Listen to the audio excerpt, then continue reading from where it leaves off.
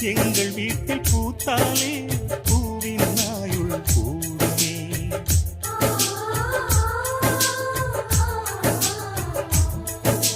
இரண்டு கண்கள் என்றாலும் பார்வை என்றும் ஒன்றுதான்.